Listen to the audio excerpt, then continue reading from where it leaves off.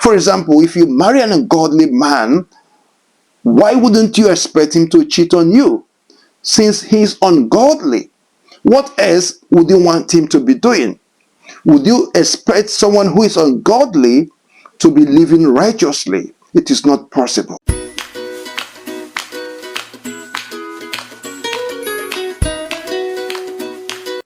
What should be your number one criterion for getting married to someone?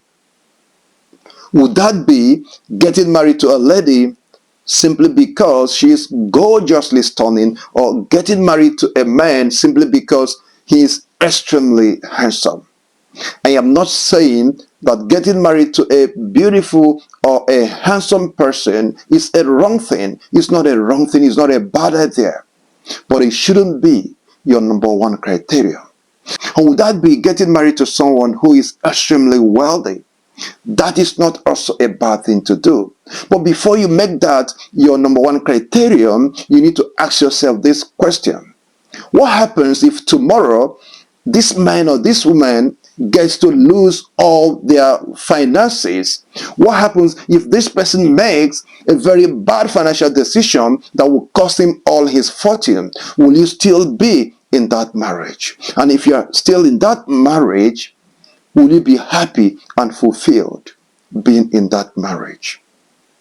Or would you want to get married to someone because they are highly educated? Should that be your reason? That shouldn't be your reason. Do you know why? Because when you marry someone who is educated and that person is not giving you peace, you will end up hurting educated people. So don't marry someone just because they are educated. Or would you want to marry someone who is highly connected? I have seen this among youngsters. They want to marry people that are connected. But I'm telling you in this video that that is not a strong reason to marry someone. Please don't marry someone just because that person is connected. I know you'll be asking me, what should then be the number one criterion that you must use to get married? That number one criterion that you must use to get married is to marry someone who will not only inspire you, but will encourage you to make the kingdom of God your ultimate goal. What am I trying to say? I am trying to say that you must marry a believer. That should be your number one criterion. I'm not saying you should marry a churchgoer, or to marry someone because he's a gospel singer, or probably to marry someone because he's a preacher or he's a minister. That is not what I'm talking about. But what I'm talking about is for you to marry someone who understands and practices the true essence of holiness and righteousness. That is who you need to get married to. You don't have any business getting married to an ungodly person, because when you do, by default, that person will not give you peace. And what do you think when you are in a marriage that your spouse is not giving you peace? And why am I saying that marrying someone who is ungodly will not give you peace? Do I have any justification to that? Do I have any reason to say that? Yes, I have a very good reason to say that. Because when you marry someone who is ungodly, this person doesn't have a relationship with the author of peace himself, who is God. So if he doesn't have a relationship with God, who is the author of peace, how do you expect this person to give you peace, to give you what he doesn't have? Since he doesn't have a relationship with God, he wouldn't value peace.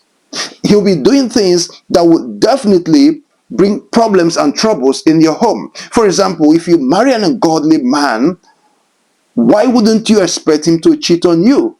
Since he's ungodly, what else would you want him to be doing? Would you expect someone who is ungodly to be living righteously? It is not possible. But you can avoid that by choosing rightly. You can avoid getting married to someone who will cheat on you by getting married to the right person. And the way you will get married to the right person is to focus on marrying a believer, not just a churchgoer. I don't want you to mix these two things up. I'm not saying getting married to a churchgoer, but getting married to a believer who truly understands the true essence of holiness and righteousness, someone that cannot compromise. Having said that you should make your number one criterion about getting married to someone who will help you to make the kingdom of God, or someone who is a believer, am I saying that you should marry someone who is very lazy, for example, or marry someone who you think is not beautiful? No, that is not what I'm talking about. But what I'm talking about is that that should be your number one criterion. Marry someone that will help you to make heaven at last. Marry someone who has the fear of God.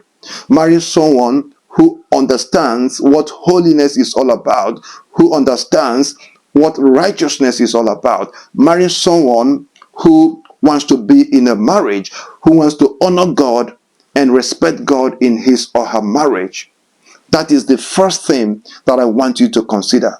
And when you have considered that, other things should follow. I am not saying that you shouldn't pay attention to other things, but those other things should be classified as secondary. Your number one aim when you want to get married is to marry someone that will help you to make heaven. Someone that two of you should be able to enjoy yourself in heaven ultimately. Not marry someone that will push you away from God. Why would you want to get married to someone who will not give you peace? Why would you want to get married to someone who will bring only misery to your marriage? I am encouraging you. Don't just marry someone because she is beautiful, or because he is handsome, or because he is wealthy, or because the person is highly connected. Marry someone who will bring you closer to God, who will help you to fear the Lord. Until you do that, you might not have a peaceful marriage. And I want you to have a peaceful marriage. Don't just rush and get into marriage. Pray to God to help you. And the only way God will help you is when you want to please him, even in the choice of who to marry. I wish you all the best. And I want to thank you for watching this video. I will encourage you to subscribe for more. Thank you, and God bless you.